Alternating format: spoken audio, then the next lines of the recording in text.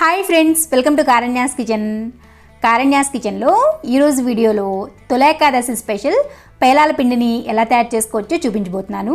బయట కొనుక్కునే పని లేకుండా ఇలా మీ చేతులతో మీరు స్వయంగా చేసి దేవుడికి ప్రసాదంగా పెట్టండి. చాలా చాలా బాగుంటుంది అండ్ చాలా సింపుల్ కూడా దీన్ని ప్రిపేర్ చేసుకోవడం.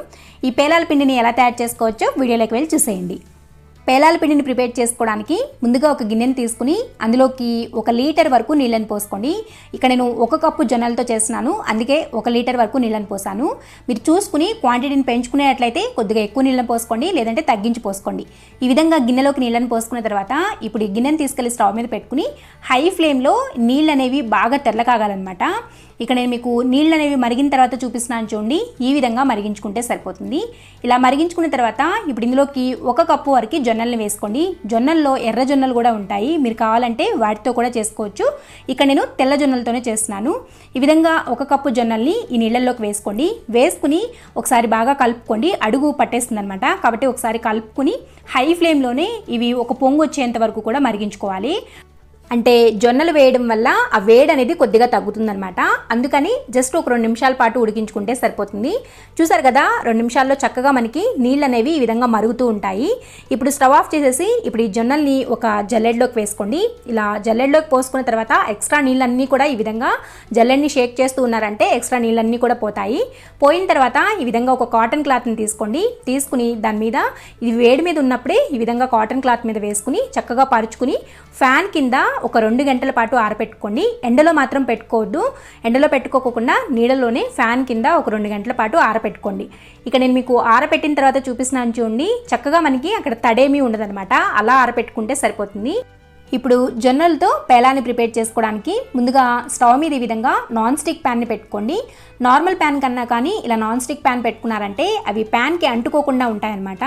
ఇప్పుడు ఫ్లేమ్ని హైలో పెట్టుకుని ప్యాన్ అనేది కొద్దిగా వేడవ్వాలి. వేడైన తర్వాత ఈ విధంగా చేతిలోకి ఒక గుప్పెడన్ని జొన్నల్ని తీసుకోండి. ఎక్కువగా వేసుకోవద్దు, జస్ట్ గుప్పెడంటే గుప్పెడు మాత్రమే వేసుకోండి. వేసుకుని హై ఫ్లేమ్లోనే కొద్దిసేపు అలా ఫ్రై చేసుకోండి. ఇలా జొన్నల్ని కొద్దిసేపు ఫ్రై చేస్తూ ఉన్నారంటే చక్కగా ఇవి పాపప్ అవడం స్టార్ట్ అవుతూ ఉంటాయన్నమాట. చూసారు కదా, ఈ విధంగా జొన్నలు పేలాల్లాగా అవుతూ ఉన్నప్పుడు దీని మీద మూతను పెట్టేసేసుకుని హై ఫ్లేమ్లోనే ఈ విధంగా మధ్య మధ్యలో షేక్ చేసుకుంటూ ఇలా కుదుపుకుంటూ వీటిని ఫ్రై చేసుకోవాలి. ఫ్లేమ్ని మాత్రం తగ్గించుకోవద్దు. అప్పుడు జొన్నలు రంగు వస్తాయి కానీ పేలాల్లాగా అవ్వవు అనమాట. అంటే మాడిన రంగు వస్తుంది కానీ పేలాల్లాగా రావన్నమాట. అందుకని హై ఫ్లేమ్లోనే చేసుకోవాలి.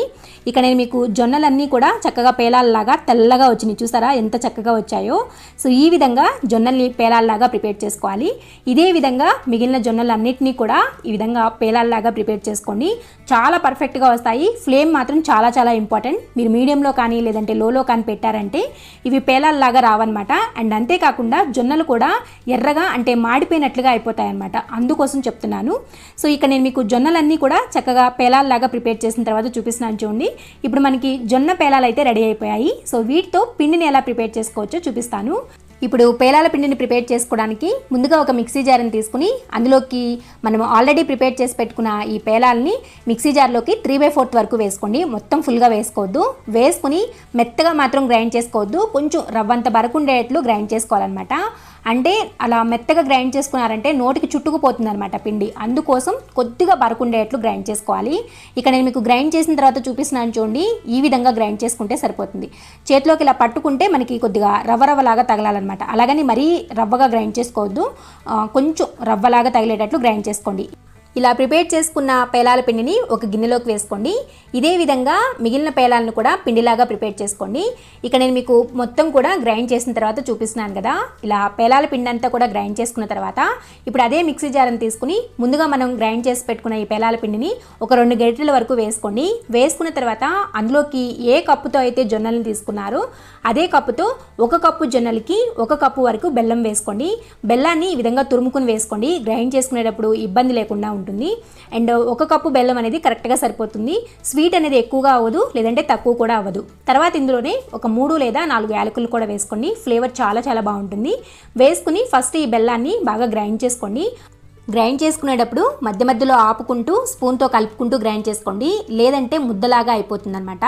ఇప్పుడు బెల్లాన్ని గ్రైండ్ చేసుకున్న తర్వాత ఇప్పుడు ఇదే మిక్సీ జార్లోకి ఒక హాఫ్ కప్పు వరకు పుట్నాలను వేసుకోండి. మీరు కావాలంటే ఎండు కొబ్బరిని కూడా వేసుకోవచ్చు. ఇక్కడ పుట్నాలను వేసుకున్న తర్వాత ఇందులోకి ఒక గుప్పెడన్ని బాదం పప్పుని వేసుకోండి, అంటే ఒక 10 నుంచి 15 వరకు ఉండొచ్చు.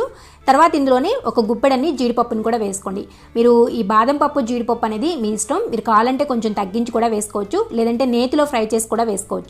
ఇప్పుడు నేను మీకు వీటిని గ్రైండ్ చేసిన తర్వాత చూపిస్తున్నాను చూడండి. అంటే మరీ మెత్తగా గ్రైండ్ చేసుకోవద్దు, మెత్తగా గ్రైండ్ చేసుకోవడం వల్ల నోటికి చుట్టుకుపోతుంది. అందుకని కొంచెం రవ్వగానే గ్రైండ్ చేసుకోండి, మరీ రవ్వగా గ్రైండ్ చేసుకోవద్దు, కొంచెం అలా తగులుతూ ఉంటే టేస్ట్ అనేది బాగుంటుంది.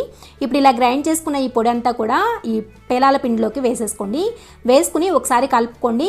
మీకు కలవట్లేదు అని అంటే ఒకసారి కలుపుకున్న తర్వాత ఈ మిక్స్ చేసుకున్న ఈ పేలాల పిండి అంతా కూడా ఒకసారి మిక్సీ జార్లోకి వేసుకుని జస్ట్ ఒక పల్స్ అలా ఇచ్చుకోండి. అంటే ఒకసారి అలా గ్రైండ్ చేసుకున్నారంటే చక్కగా అన్నీ కూడా కలిసిపోతాయి. ఇలా అంతా చక్కగా కలిసేట్లు కలుపుకుంటే మనకి పేలాల పిండి అనేది రెడీ అయిపోతుంది. ఇక్కడ నేను లాస్ట్లో కొద్దిగా నేతిలో కొన్ని జీడిపప్పు ముక్కల్ని ఈ విధంగా ఫ్రై చేసి వేస్తున్నాను. మీరు కావాలంటే వేసుకోవచ్చు, లేదంటే స్కిప్ చేసేయచ్చు. ఇది పూర్తిగా ఆప్షనల్. అంతే, తొలి ఏకాదశి స్పెషల్ పేలాల పిండి అయితే రెడీ అయిపోయింది. చాలా చాలా బాగుంటుంది. మీరు ఇదే పేలాల పిండితో లడ్డూల్లాగా కూడా చేసుకోవచ్చు, కొద్దిగా నెయ్యి వేసుకుని. అది కూడా చాలా చాలా బాగుంటుంది. చూసారు కదా, తొలి ఏకాదశి స్పెషల్ పేలాల పిండిని చాలా ఈజీగా ఇంట్లోనే ఎలా తయారు చేసుకోవచ్చో. ఈ తొలి ఏకాదశికి మీ ఇంట్లో ఈ విధంగా ట్రై చేసి చూడండి, మీకు తప్పకుండా నచ్చుతుంది. ట్రై చేసిన తర్వాత మీకు ఎలా వచ్చిందో కూడా కింద కామెంట్ సెక్షన్లో కామెంట్ చేసి చెప్పండి. మీకు ఈ వీడియో కన్నా నచ్చినట్లయితే వీడియోని లైక్ చేయండి. ఈ వీడియోని మీ ఫ్రెండ్స్కి, రిలేటివ్స్కి షేర్ చేయండి. మరిన్ని యమ్మీ అండ్ టేస్టీ రెసిపీస్ కోసం కారణ్యాస్ కిచెన్ని సబ్స్క్రైబ్ చేసుకోండి. అండ్ పక్కనే ఉన్న గంట సింబల్ని కూడా నొక్కండి. Thanks for